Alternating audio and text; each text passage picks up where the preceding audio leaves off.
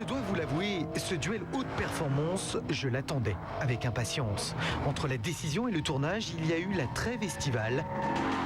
Quelques semaines pour décider en fait de n'effectuer les essais que sur circuit. Et pour cause, 840 chevaux en tout s'affrontent ici. Extrême, brutale, bestiale, violente même, mais fascinante. Il n'y a pas de mots vraiment pour caractériser ces deux Allemandes qui flirtent un peu plus encore avec l'univers de la compétition. La BMW M3 et l'Audi RS4 à coup de 8 cylindres en V et à plus de 8000 tours minute démontrent qu'il n'y a pas besoin de s'appeler 911 ou F430 pour être des sportifs confirmés. Le match est explosif, superbe, mais l'issue, elle, reste incertaine. La M3 et la RS4 ne sont ni plus ni moins que l'œuvre d'amoureux de belle mécanique. La voiture de Monsieur Tout-le-Monde, en l'occurrence d'un côté une série 3 coupée et de l'autre une A4 berline, a subi une spectaculaire personnalisation, le fantasme officiel des préparateurs maison. Le résultat technique de chacune d'elles est dévastateur, la partition stylistique parfaitement exécutée. Avec son toit en carbone, ses 4 sorties d'échappement, son capot boursouflé, ses superbes jantes, ses ouïes et ses rétros spécifiques, la M3 tout de blanc nacré affiche une agressivité sereine. Tout en muscles mais sans ostentation, sa ligne sculptée dans cet écrin d'ivoire et sans exagération, la M3 est simplement une superbe provocatrice. Sa grande sobriété est son atout et son élégance sportive sa force. La RS4 traduit par quelques savants appendices toute la puissance qui est en elle. Peut-être plus handicapée par sa ligne, parce qu'issue d'une berline et non d'un coupé, la RS4 réussit pourtant à fasciner.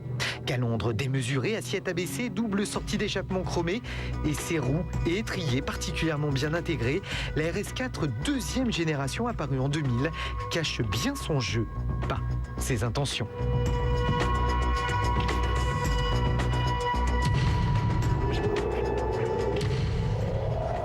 Sur le plan performance, M3, RS4, même combat.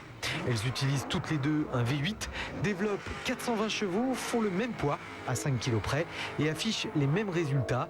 4 secondes 8, le 0 à 100 km/h, 250 km/h chrono. Seule vraie différence, le couple, utilisable un peu plus tôt sur la M3 et surtout la transmission, éternelle propulsion chez BM avec un différentiel variable, éternelle transmission intégrale chez Audi avec un différentiel électronique. Elle diffère donc largement sur l'agrément de conduite. Pour mieux apprécier leur comportement, nous avons fait appel au pilote et instructeur Philippe de Corsac, véritable dompteur de pur sang sauvage. Bon, mon cher Philippe, ça va bien? Bah écoute, ça va pas mal. Tu peux me convier quand tu veux à ce type d'essai, moi j'adore. Pour moi, une chose essentielle, c'est qu'effectivement, elles ont un programme différent. C'est-à-dire qu'il y en a une qui est une berline, 4 roues motrices, je dirais qui est plus statutaire, qui est avec une finition irréprochable, qui est vraiment la voiture tout temps. L'Audi RS4, bien évidemment. C'est ça. C'est-à-dire qu'on peut l'utiliser dans toutes les configurations. Elle fera jamais défaut. Elle pardonne beaucoup de choses. Moteur performant, un bon son, tout est parfait sur cette auto. En revanche, si on se retrouve sur un circuit, mis à part le petit problème de freinage, la M3 va être plus ludique, plus joueuse. On va prendre plus de plaisir à son volant.